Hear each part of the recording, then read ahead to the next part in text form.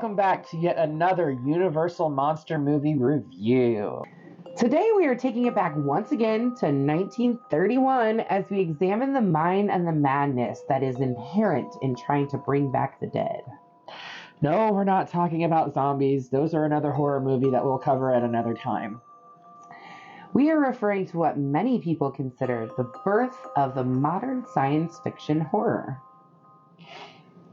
The movie we're talking about this episode is, of course, the amazing story of Frankenstein. And no, that is not the name of the creature like many people seem to think. It is the name of the creator of said creature. Based on the incredible book of the same name by Mary Shelley, this movie stars the incredibly talented Boris Karloff as the creature created by Dr. Victor Frankenstein. Scratch that, that's Henry Frankenstein. Victor Frankenstein is in the vast majority of the other films, but for some reason, this film, he's named Dr. Henry Frankenstein. Go figure. I don't get that one either. Interesting note, Mary Shelley wrote the book based off of a bet. I don't know if you knew this. She was with a group of friends, and they basically had a bet going as to who could come up with the best science fiction or like horror story of the time. And when they met back up, her story was the clear winner of all of them, and they basically coaxed her into finishing the whole story and getting it published. And wow. The rest, as they say, is, well, history. Yeah. So come and see what we have on the slab as we journey back in time and see what is so endearing about this classic horror film. But if we're going to do that, we need to... That's better. Gotta do black and white if you're going to talk about black and white. How do you do? Mr. Carl Lemley feels it would be a little unkind to present this picture without just a word of friendly warning. We are about to unfold the story of Frankenstein, a man of science who sought to create a man after his own image without reckoning upon God. It is one of the strangest tales ever told. It deals with the two great mysteries of creation, life and death. I think it will thrill you. It may shock you. It might even horrify you. So if any of you feel that you do not care to subject your nerves to such a strain, now is your chance to, well, we've warned you.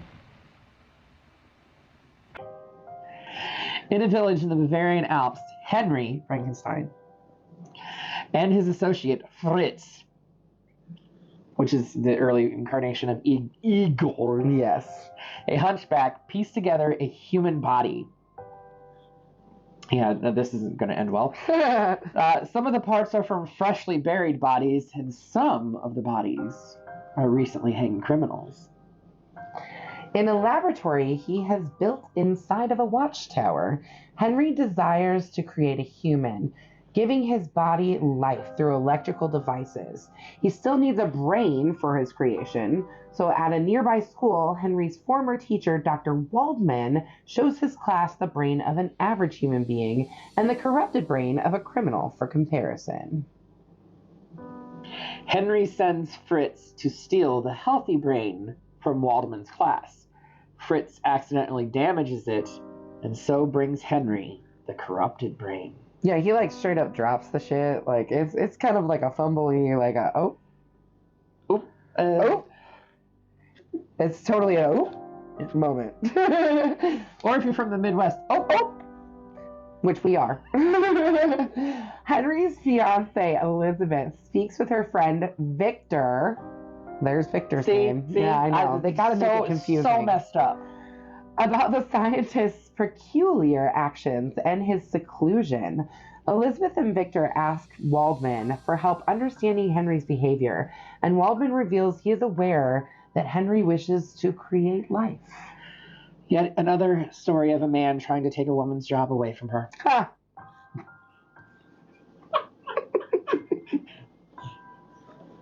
I'm sorry. I couldn't resist. Although if you watch the documentary Queer for Fear from AMC or Shudder, I guess, Yep. They basically tell the whole story of how it's a parallel of man trying to be like woman and creating life. So yeah, makes sense. Concerned for Henry, they arrive at the lab just as he makes the final preparations. The lifeless body on an operating table. As the storm rages outside, Henry invites Elizabeth and the others to watch. Henry and Fritz raise the operating table toward the opening at the top of the tower. The creature and Henry's equipment are exposed to the lightning storm and empowered, bringing the creature to life. It's alive! It's alive! It's alive! Now I know what it feels like to be gone. Frankenstein's monster, despite its grotesque form, seems to be an innocent, childlike creation. Henry welcomes it into his laboratory and asks it to sit, which it does. It's definitely a creature and not a he or she. Yes. He opens up the roof, causing the monster to reach out towards the sunlight. Fritz enters with a flaming torch. Well, fire bad. Fire bad, fire bad. Which frightens the monster.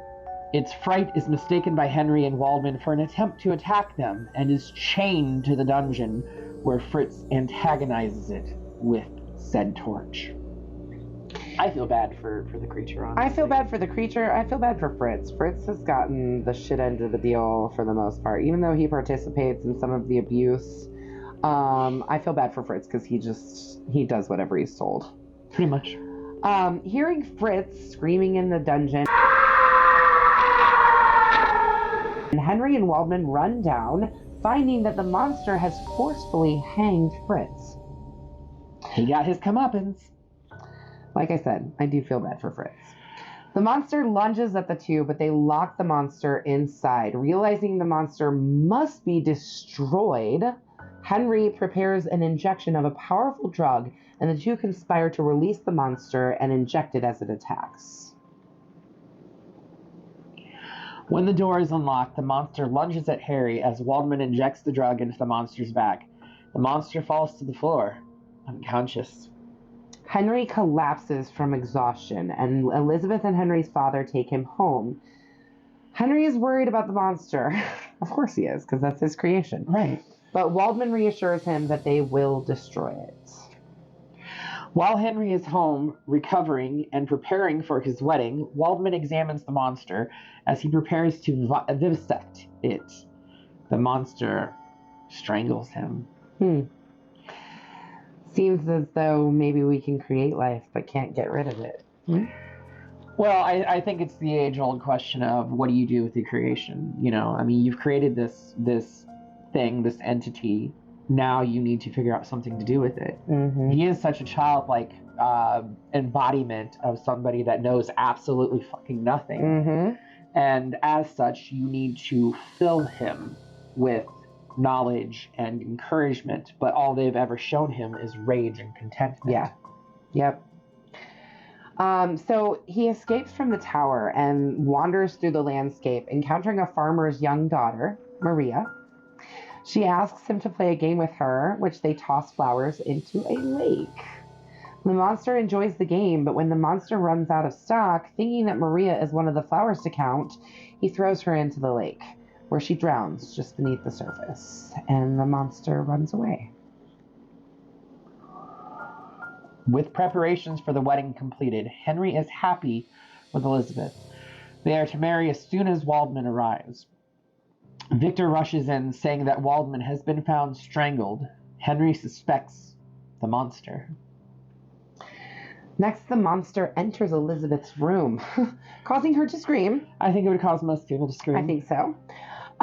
When the searchers arrive, they find Elizabeth in shock and then unconscious, and the monster has once again escaped. Maria's father arrives carrying his drowned daughter's body. He says she was murdered, and then the villagers form a lynch mob to capture the monster. During the search, Henry is attacked by the monster. The monster knocks Henry unconscious and carries him to an old windmill. It's such a sad story when you really start to break it down. My gosh. So I don't know if you guys out there are familiar with the other YouTube channel out there called Grim Life Collective. I know you are familiar with it. They actually did an episode not too long ago. I think it was only about a month ago. Amy and I watched this in bed one night, where they were talking about the inspiration for the windmill. The windmill was actually part of a bakery. Okay. In downtown Los Angeles. And the director that was originally responsible for this quit, got fired, whatever. And I believe he was replaced with James Whale, who was the credited director for this. And he changed the ultimate vision of how Frankenstein was going to be played out. And he set the climactic battle in a windmill because of this said windmill that was in downtown Los Angeles at the time. Huh. How about that? But if you get a chance, go check out Grim Life Collective, because they do very fun, in-depth, like behind the scenes. They go out to graves of popular, not just actors, celebrities, but of musicians, all sorts, musicians, actors. They also go to different filming locations for various projects. I know they just recently did the actual hotel, not the one where Stephen King stayed in, not the Stanley Hotel, but the hotel that Kubrick sent out his scouting locations for to get inspiration to create his version of the Overlook Hotel. Okay. And, they also do, they do a lot of conventions and stuff, and they will actually walk you around at the conventions and introduce you to people, and they're a great channel. We like them. Definitely go check them out. So anyways, to carry on with our story here, the peasants hear the creature carrying Henry, and they find it climbing to the top of the windmill. Dragging Henry with it. The monster hurls the scientist to the ground. His fall is broken by the wooden blades of the windmill, saving his life. Some of the villagers bring him home, while the rest of the mob set the windmill ablaze with the monster trapped inside with nowhere to escape. At Castle Frankenstein, Henry's father celebrates the wedding of his recovered son with a toast to a future grandchild. And that's the end of the flick. It's the end of the flick, but I'm also conflicted. I'm very conflicted by this film. It's very conflicting for the sequel, Bride of Frankenstein. Well, too. Yeah, absolutely. Because, which we'll get into that eventually, too. Well, just the way it starts off, they weren't married. Mm-hmm. Yeah. So, as a generalized whole with the Universal monster films, I am an avid supporter of the old cinema. Yes. I love it. Me too. It's very nostalgic. Obviously it's almost like a time capsule of a different era and how they did things and stuff like that. But I will never not appreciate these movies, because without these movies, the early horror films, we wouldn't have what we have today. Nope, we wouldn't. So they walked so that we could run. They crawled we could run. They crawled so that the 70s could walk, so that now we can run. Right. Definitely. With that, I 100% fully give this a bloody machete up. I think it is a great story. It is a cautionary tale of what not to do. But it's also a very sad story, too. It is a very sad story. When you really think about the monster and what happens to him. And he wasn't asked to be brought back to life. And then he was just lived in absolute torture from the second that he was brought to life. Only because he was so frightening to look at and behold. Mm-hmm. But again, I go back to that statement I said while we were talking about this, the fact that he's essentially a child. Yeah. Children take in that which it is taught, with them throwing nothing but hateful, spiteful things to him and treating him like a piece of garbage and stuff like that. That's all he knew, so that's all he knew how to behave like. So that's why I say this is a cautionary tale about how you should treat other people. Absolutely. What you throw out comes back to you. It's just plain and simple. It's the way of the world. Yep. Just remember that, friends, because essentially that's how karma works. But yeah, just remember that, friends, that what you put out there, expect to get it back. Whether that's good or it's bad, or it's anywhere in between. So with that said, we are done with Frankenstein. We're not going to throw it because we don't throw these ones because they're special. Yeah, they're very special. Not that the other ones aren't special, but these ones are a special collection. Yes, definitely. So what's next in the Universal Monster Collection, Hallie? We were just talking about this. I have actually forgotten. Do you remember? I do remember. It is The Mummy. The Mummy. Yet another Boris Karloff. Yes, film. I know. Boris Karloff, a second time as a Universal Monster. Do we have it over here? We do. Yeah, let's pull it on out here. Let's get her out here. That's what's coming up next, friends. So, you never know when we're going to drop these episodes. No, but we are hoping to wrap up this series before Halloween this year. So come back, check them out, whatever, you know. Put it on a playlist. We'll make a playlist for you so that you can just sit down and watch them all right in a row. Exactly. Until then, make sure you stab that subscribe button. And slash the like button. And ring that grave bell so you don't get buried alive and can stay up to date on all of our videos, like these ones that will drop whenever. When we feel like it. Right. Until then, we will see you all in the afterlife.